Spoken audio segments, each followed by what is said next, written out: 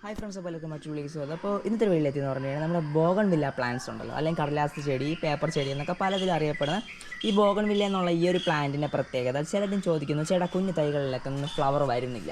Okay, അപ്പോൾ flower വരുന്നില്ല, ആ പ്രോബ്ലം മാറ്റിത്തരാൻ വേണ്ടിയാണ് നമ്മൾ ഇന്നത്തെ വീട്ടിലെത്തിയിട്ടുള്ളത്.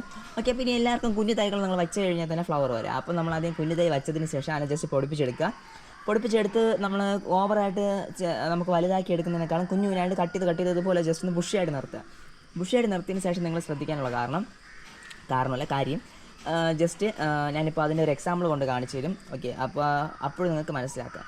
ജസ്റ്റ് നിങ്ങൾ ഡെയിലി നിങ്ങൾ വെള്ളം വീത്തേണ്ട ആവശ്യമില്ല. ഇപ്പോൾ ജസ്റ്റ് നിങ്ങളിപ്പോൾ ഒരു ദിവസം വെള്ളം വീത്തി കഴിഞ്ഞാൽ അടുത്ത് ഒരു ദിവസം വെള്ളം വീത്തിയില്ലെങ്കിലും കുഴപ്പമില്ല. എന്ന് പറഞ്ഞാൽ ഈ പ്ലാന്റ് ചിലപ്പോൾ 2 ദിവസം വെള്ളം കിട്ടിയില്ലെങ്കിലും ഇരിക്കുമോ എന്ന് വെച്ചാൽ നിങ്ങൾ അങ്ങനെ വെള്ളം വീത്താതിരിക്കുന്നത്. എന്ന് പറഞ്ഞാൽ പ്ലാന്റിൻ്റെ കൊന്നു കളയല് ആ ഒരു രീതിയിൽ നിങ്ങൾ വെള്ളം കൊടുക്കാതിരിക്കുമ്പോൾ ഈ പ്ലാന്റ് തനിയെ പൂടാനുള്ള ടെൻഡൻസി ഉണ്ട്. എല്ലാ ചെടിയുടെ കാര്യമില്ല, ഈ ഒരു ചെടിയുടെ കാര്യത്തിൽ. അതിന് നമുക്ക് എക്സാമ്പിൾ എടുത്ത് ഞാൻ പറഞ്ഞുതരാൻ പറ്റും.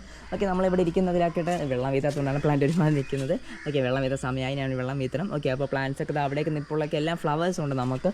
ഓക്കെ, അപ്പോൾ നമുക്ക് അതിന് അവിടെ ഇരിക്കുന്നൊരു പ്ലാന്റ്, പിന്നെ വേറെ ഇവിടെ കുറച്ച് നല്ല കുഞ്ഞു തൈകളുടെ ഫ്ലവർ ഉണ്ട്. അപ്പോൾ ഞാൻ കൊണ്ടുപോയി അതിൻ്റെ എക്സാമ്പിളിലേക്ക് കൊണ്ട് കാണിച്ചു. അവിടെ നിൽക്കുന്ന പ്ലാന്റ്സ് അങ്ങ് മുകളിൽ നിന്ന് നോക്കിയാൽ മനസ്സിലാക്കാം. നമ്മളവിടെ ഇരിക്കുന്ന ചെടിച്ചട്ടിയിൽ എല്ലാം ഫ്ലവറുണ്ട്. അത് എൻ്റെ അമ്മ ചെയ്തൊരു ഐഡിയയാണ്. ആ ഒരു ഐഡിയ വിജയിച്ചു എന്ന് ഞാൻ കരുതുന്നു. ഈ പ്ലാന്റ്സ് ഉണ്ട്, ഈ പ്ലാന്റിന് വെള്ളം പോലും കൊടുക്കാതെ ഇവിടെ ഇങ്ങനെ ആദ്യം വച്ചേക്കും. കണ്ടോ, ഇത് വെള്ളമൊന്നും ഇല്ലാതെ പ്ലാന്റ് ചത്തിരിക്കുകയാണ്. അപ്പോൾ അവിടെ ഫ്ലവർ സ്റ്റാർട്ട് ചെയ്തു. വെള്ളം ഇല്ലാതെ ചത്തിരിക്കുന്ന സമയത്ത് ഇവന്മാർ തനിയെ ഫ്ലവറിനുള്ള ഒരു ടെൻഡൻസി ഉണ്ടാവും. അങ്ങനെയാണ് ഇവന്മാരെല്ലാം പൂക്കളുണ്ടാക്കിയെടുത്തത്. ഇതൊക്കെ പൂ കഴിഞ്ഞു, ഒരു സമയത്ത് കണ്ടോ പൂക്കൾ കഴിഞ്ഞാണ്.